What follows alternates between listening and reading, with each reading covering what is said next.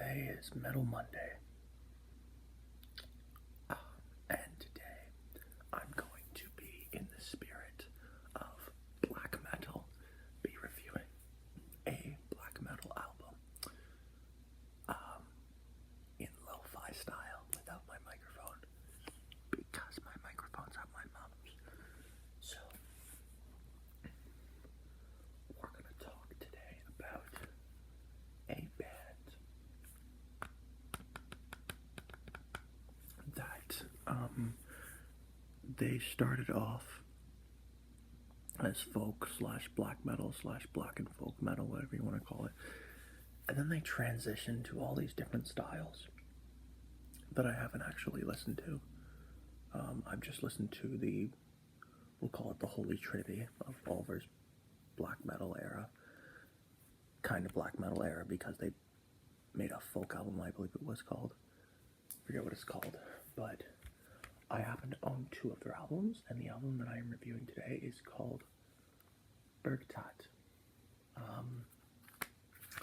It was released in the 90s as a part of the third wave of black metal, but the difference between Ulver and other black metal bands at that time, they were more interested in black metal as a symbol of Norwegian culture rather than the Luciferian slash satanics and or paganistic aspects that were taken.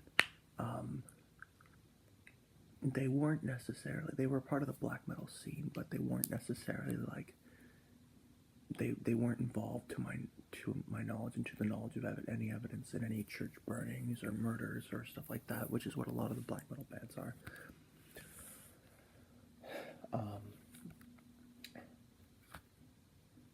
And they repeat that uniqueness on this album. You did have some use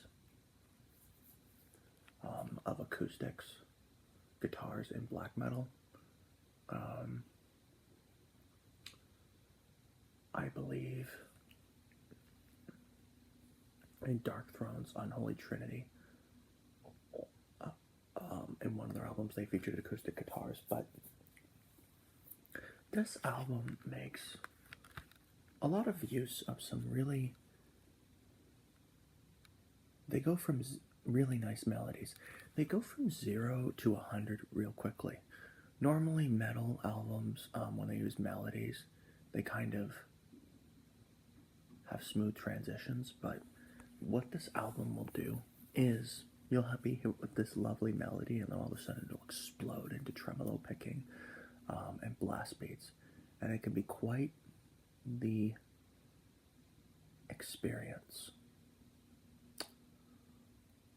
When I listen to this album, I feel like I'm walking through a forest, not in the winter, but in the fall.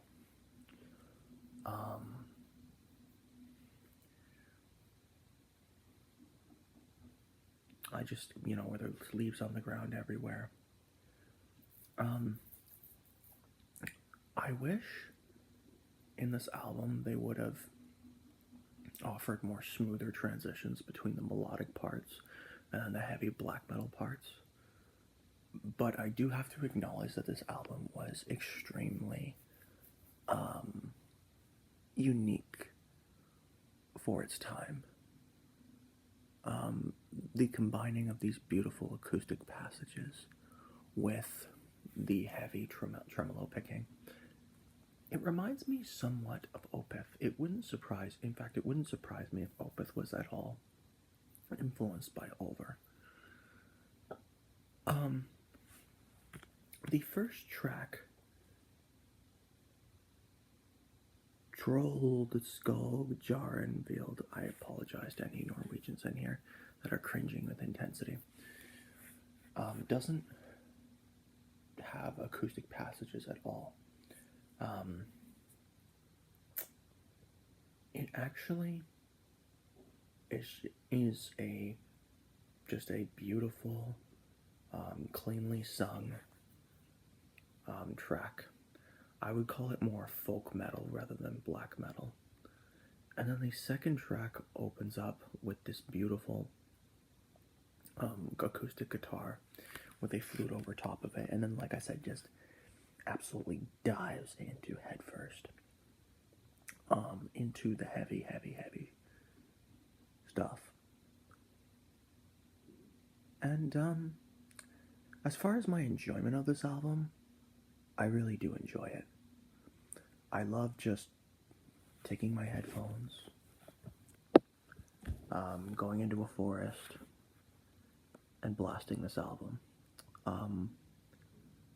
Do I consider it a perfect album? No, I don't. I actually think that the album after the next one is their crowning achievement, and I will be talking about it. But this is not to in any way diminish the titanic influence that this album had on black metal as a whole, and it showed that black metal could combine beauty with ferocity, but yet it wasn't as elegant and refined as future black metal bands would do. But they were one of the earlier bands, if not the earliest band, to incorporate melody and brutality in such an interesting way. Thanks for watching.